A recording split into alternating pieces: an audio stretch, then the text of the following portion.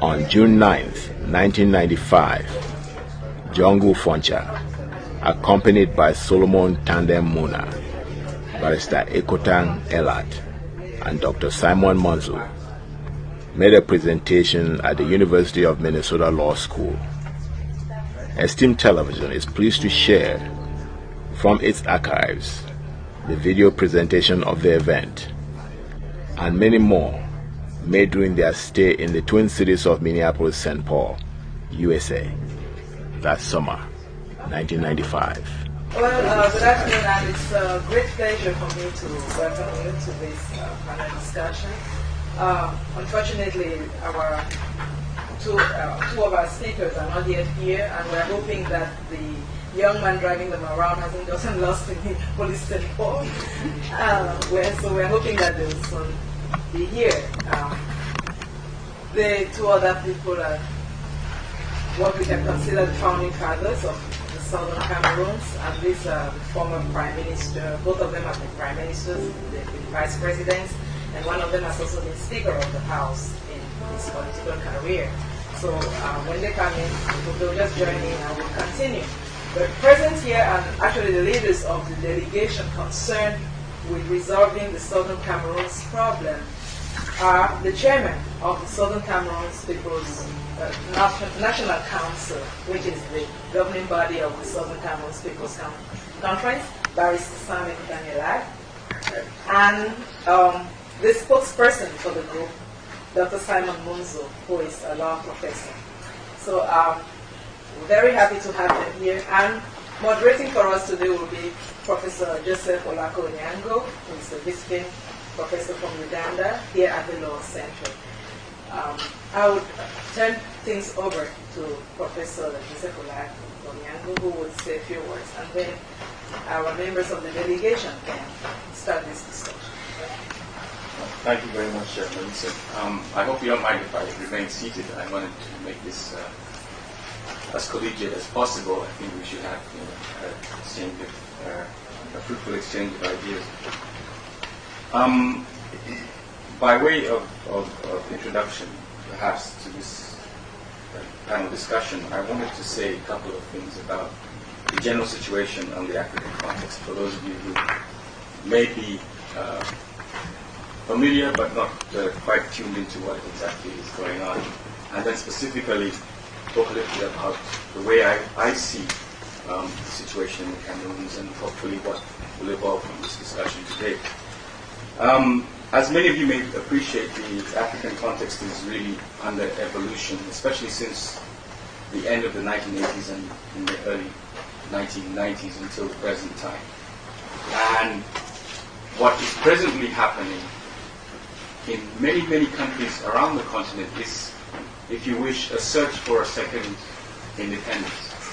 And this is an independence which is being sought for. Are these yes. These are the other two panelists? Yes. Okay.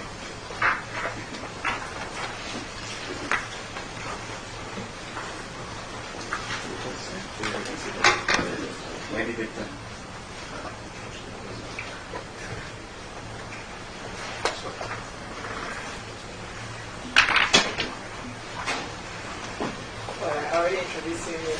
Well, you came here. This is the Honorable Jongu Foncha, the first Prime Minister we had of Southern Cameroon, West Cameroon. It has undergone a few new changes too. And that's His Excellency Solomon Tandem Muna. Also have been Prime Minister, have been Vice President and Speaker of the House. We're happy to have them here. Well, you're most welcome. I was just trying to introduce very broadly the panel discussion today with a few remarks about the African context generally. I was just saying that what is taking place in Africa today, if you look around the continent, whether it's from South Africa at the bottommost point, to Egypt in the north, or to countries like the Gambia or Senegal in the west, or Uganda, Kenya in the east, is a search for a second independence. And this is because the independence from the colonial powers, it seems, only achieved half the liberation. And what is happening now is a search for the second-person liberation, a liberation from what has largely been despotic regimes who have suppressed the freedom of expression, freedom of association, freedom of organization, and most importantly, the whole context of self-determination. For those of you who follow the media in the US context, I think it catches mostly and it translates mostly what is happening in Africa as simply the conflicts between two or more ethnicities. This is most typically the Rwandese situation, which has been translated as just a fight between Tutsis and Hutus, and it seems to be no kind of resolution to it. Obviously, the African situation is much, much more complex. It's a complexity of history, it's a complexity of politics, of social and economic factors, all of which have come together and are producing these different kinds of tensions. In specific reference to our panel discussion today, I think it's going to cover an issue which I don't think has achieved much coverage outside either of the Cameroons, even in the African context, because even coming from Uganda, apart from hearing about the elections and what were the kind of fraud which accompanied them, it seems that not much more news came out of the Cameroons, and it would be very, very interesting to learn about both the movement that these gentlemen are representing, as well as about the way in which they see the whole question of self-determination in the Cameroons, which I think is the pivotal question as far as we're concerned here. I don't want to occupy too much of your time. I'm really here just to moderate this discussion, and I don't know who of you I'm going to go first, the chairman, and then perhaps maybe we'll then. So I'd like to invite Mr. Kotan Elat, please, to introduce the topic. The topic of discussion, as I get it, is the trial of a trust, with special reference to Cameroon. I think what we have in Cameroon can be reflected in the entire African continent, in the sense that in the fight leading towards independence, that is in the 50s, right up to the early 60s, the leadership of the political parties called on the people to have faith in them and to entrust the general area of governing into their hands. So what you found after independence was a call on the people to have faith in the leaders. And this manifested itself in the form of trying to ensure that within the different regimes, different countries, you had one-party types of governments. These tended to be highly centralized, and with the difficulties in the different societies, the contradictions in the different societies, the perception grew that the more autocratic, the more centralized the administration, the more they might be able to combat the various contradictions of tribalism, poverty, illiteracy, you name them, quite a lot. It would appear in my mind that in this effort, the more power they gained, the more difficulties they encountered. And the result, in fact, has been a reversal away from this move towards one-party regimes, a reversal away from this type of dictatorship, and a growing perception now that perhaps by opening up society into more competitive forms of administration, democratization, we might be better equipped to handle the problems, and there are very many problems besetting the continent we come from. Now, when one translates this into the realities of Cameroon, there was this grand belief that the two former trust territories of English Cameroon and French Cameroon could come together and form the beginning of a grand African federation whereby all Africa would come together and eventually would have a big market that would, why not, compete much with the United States and Asia and Soviet Union as it was then. Now, in the case of Cameroon, there was a lot of faith. We had a founding fathers here with Dr. Monduze negotiating on the one hand with his colleague, President Ahidjo, who at the time was the president of the eastern part of Cameroon, the former French territory. Now, these two gentlemen got together, and without finalizing the treaties that would have bound the two entities together in a federation, a lot of faith was put in the goodwill, the vision of both parties. Now, this is where the crack began, because the perception of the nation state in Francophone Africa differs sharply with the perception of independence in Anglophone Africa. And what we have witnessed in Cameroon is a systematic destruction of the values of the English-speaking component went into the federation, a destruction of the legal system, a destruction of the educational system, a destruction of processes of governance, lack of accountability, lack of transparency. And all these have tended to permeate the entire body politic, and the English-speaking part of the country is rising up in revolt against these gross abuses of human rights, gross distortions of accountability. And we now find a movement, a realization among English-speaking Cameroonians that the very basis of the union was all wrong, that there was too much faith built in it, and that perhaps we would have been better off if we had sat down on the table and negotiated the fine points of the union clearly before actually embarking into the union. And in this particular respect, for those of us who may not be very familiar with what actually happened in Cameroon, we, as I said, were trust territories, and at the time of independence, the United Nations imposed two options on the English-speaking trust territory of Cameroon.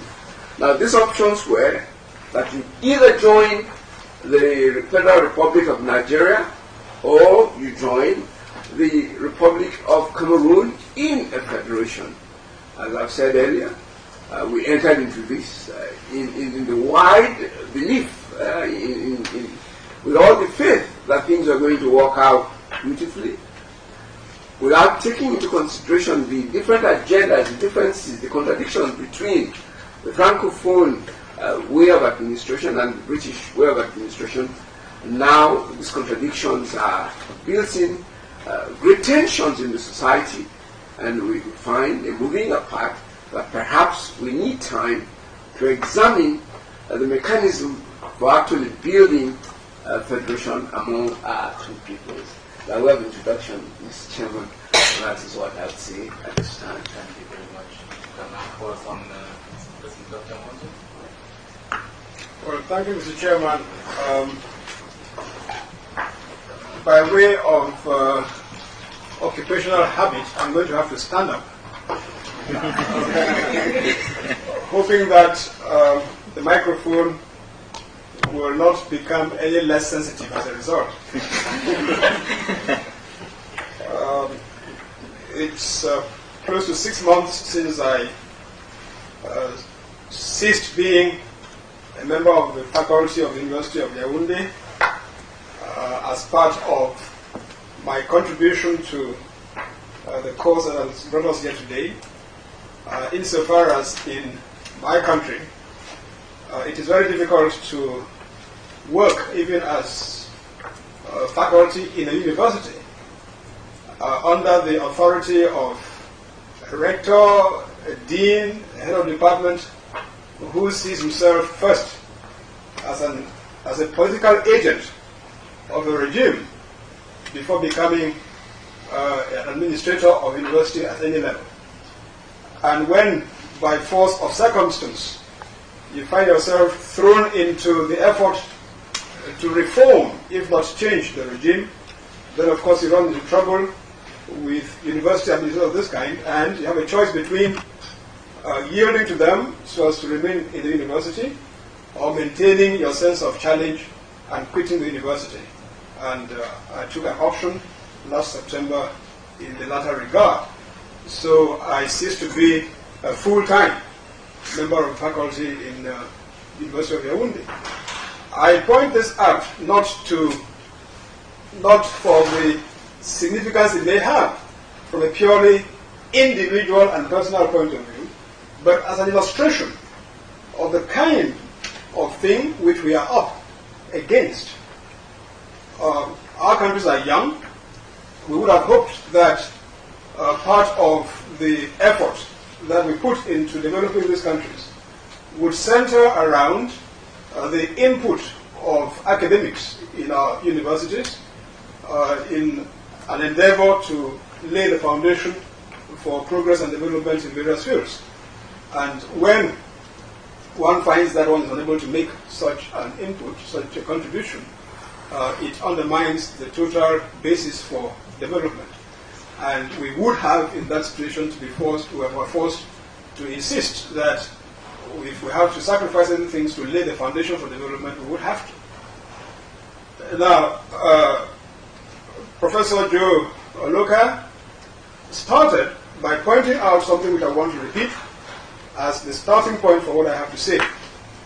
Namely that we are, in effect, in the process of fighting a war, as it were, and this in quote for those who don't like the sound of guns, a second struggle or war for the independence of Africa.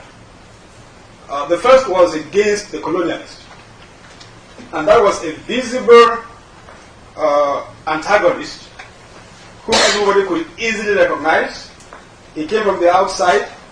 In some cases, even his color distinguished him and made him easily recognizable, and also dispute as to who the antagonist or opponent or enemy was.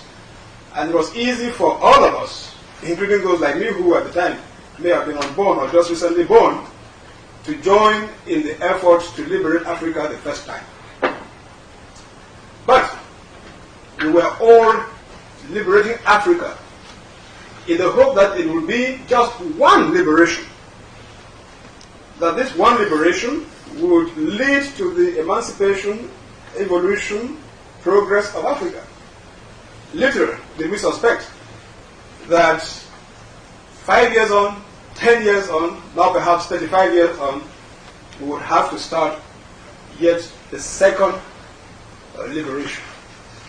This time, liberating our people within our respective countries from their own leaders. In the area of misgovernance, abuse of human rights, embezzlement of the resources that are meant for the general purpose, all these are things which act to the detriment of the African people, no less than the colonial experience and practice did. And we are embarked upon a second liberation. This is bound to happen in each of our countries. The form it takes, the mechanism employed for it may vary from country to country. But I'm prepared to say that this is something which inevitably is happening and will continue to happen in practically all African countries, because all African countries have been managed these past 30, 35 years to the detriment of the African people by African leaders. In the specific case of Cameroon, here is a country which, like so many other African countries, if not all, is a creation of colonialism. And this is a point which is important for us to stress. That most, if not all, of our African countries as we know them today, as nation states, are the creation of colonialism.